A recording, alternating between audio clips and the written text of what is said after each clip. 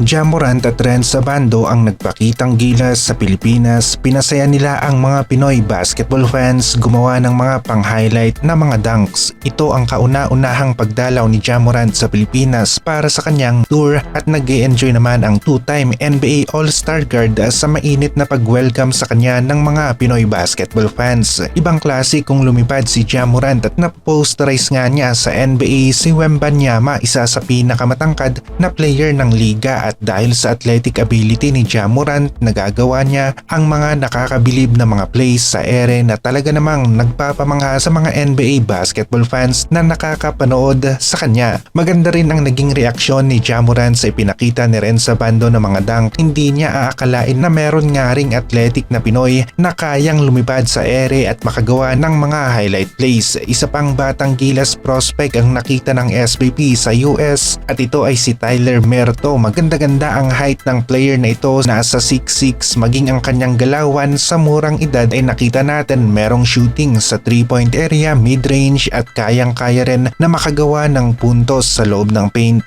Palaban sa pagkuha ng rebound at kung maglalaro nga siya sa under 16 ng gilas ay panalo ang ating national basketball team sa pagkuha kay Tyler Merto. Posible pa na umabot sa 6'8" o lagpas pa ang height ng batang ito. Dwight Ramos at AG Edo ang ilan lamang sa tinrabaho noon ng SBP, kaya naman meron tayong isang guard na matangkad, maganda ang build at talaga namang may maibubuga sa international competition. Maganda na meron tayong player na ang size ay pang big man, tapos merong shooting, speed at magandang court vision, at pwede na si Tyler Merto na nga. Ito ang bagong recruit ng SBP sa Batang Gilas. Kagaya nga rin ni AG Edo, naglaro para sa Batang Gilas tapos napunta sa USNCAA Division 1 sa team ng Toledo Rockets. Patuloy naman ang pag-grind ng Gilas sa kanilang ensayo sa Jeddah. Kada araw meron tayong update sa tinatakbo ng Gilas team sa kanilang preparation para sa FIBA Asia Cup 2025, at kitang-kita sa mga Gilas players natin na halos lahat sila ay healthy at nasa 100%.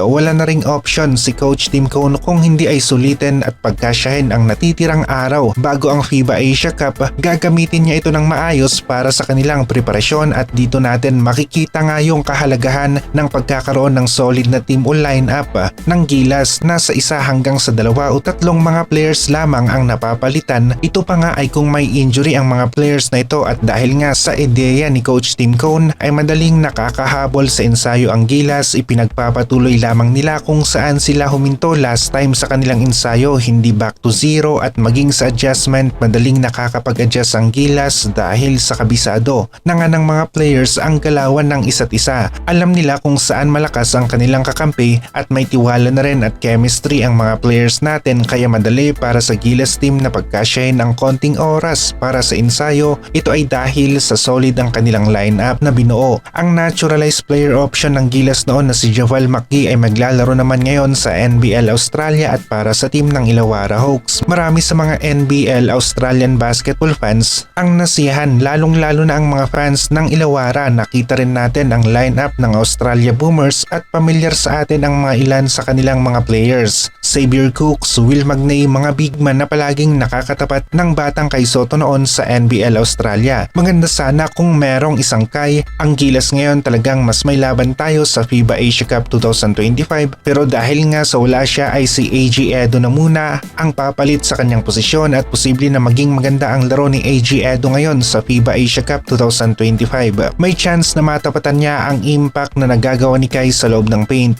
Kung hindi nga lang sana injured si Kai, mas malakas sana ang rotation ng mga bigs natin, Kai Sotto, Junmar, AG Edo at Japet Aguilar. Kada palitan merong height ang Gilas at mas magiging magaan rin ang trabaho ng mga big man.